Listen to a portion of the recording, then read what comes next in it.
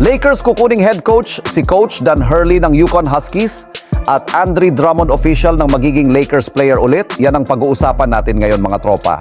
Pero bago yan mga tropa, baka pwede ka mag-subscribe sa aking channel para manalo kayo ng tropang basketball jersey. Maraming salamat mga tropa. Let's go!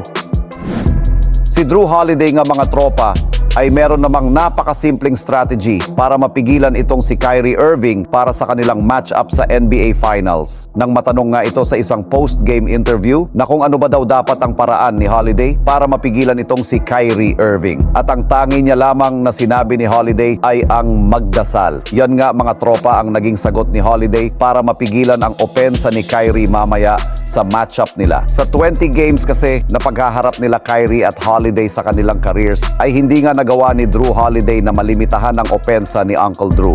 Lalo at nag-average nga ito ng 24 points for rebounds at 4 assists laban dito. Kabilang na nga daw po dito ang 49 points ni Kyrie Irving laban kay Holiday noong naglalaro pa ito sa New Orleans Pelicans noong 2017. Isa pa ay ilang 30-point games ang nagawa ni Kyrie Irving laban kay Jrue Holiday. Kaya patunay lang ito na ang defensive instinct at lakas ni Holiday ay hindi sapat sa bilis at skills at finishing ability ni Kyrie Irving. Samantala dito naman tayo sa sunod nating pag-uusapan mga tropa sa balitang pagkuha kay Coach Dan Hurley bilang bagong head coach ng Lakers. Noong nakaraang mga araw nga po mga tropa ay ibinalita nga ni Shams Charania ng The Athletic na sigurado ng kukunin ng Lakers itong si JJ Redick na bagong head coach nga ng team ng Los Angeles Lakers. Subalit, kahapon nga mga tropa ay binalita nga ng NBA insider na si Adrian Wojnarowski na gustong kunin nga daw po ng Lakers bilang bagong head coach itong si Dan Hurley. Si Coach Dan Hurley po ay isang head coach ng Yukon Huskies. At kilala sa kanyang pagiging mahusay sa pagtuturo at kakayahan sa pagdevelop ng mga players na isang kailangan ngayon ng team ng Los Angeles Lakers. Si Coach Dan Hurley nga ay nagpamalas ng kanyang galing bilang head coach sa mga nakaraang season sa NCAA. Isa siya sa mga pinakamahusay na strategists sa kanilang liga na nakapagdala sa kanyang team ng dalawang magkasunod na kampyonato. Ang pagkuha nga daw po ng Lakers kay Coach Hurley bilang bagong head coach ay isang magandang move daw ayon sa mga fans at sa mga NBA analyst. Marami nga na nagsasabi na itong si Coach Dan Hurley ang pinaka-the best na option ng Lakers para maging sunod na head coach ng kanilang team, lalo na kung sasamahan pa ng magagaling na assistant coach katulad ni na JJ Redick at Ray John Rondo. Anong masasabi nyo dito mga tropa? Dapat bang kunin ng Lakers itong si Coach Dan Hurley? Pakikomento naman sa ating comment section.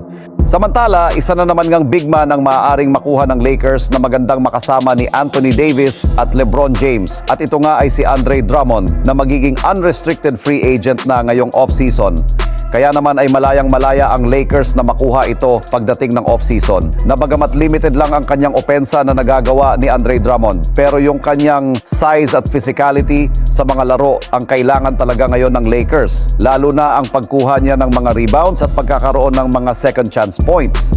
Isa pa ay malaking bagay din para sa Lakers ang defensive presence ni Andre Drummond, lalo na pagdating kay Nikola Jokic. At dito nga ay makakapag-focus na nga po ulit si Anthony Davis sa kanyang opensa kapag nakuha nila ulit si Andre Drummond. Marami din ang nagsasabing hindi lang daw ito nabigyan ng sapat na minuto nang nasa Lakers pa ito. Kaya naman oras na daw ito para maipakita ni Drummond ang tunay niyang kakayahan sa mga fans ng Lakers at lalo na sa Lakers management. Maaaring na nga daw po na mag-offer ang Lakers ng veterans minimum deal na nagkakahalaga ng nasa $3.3 million.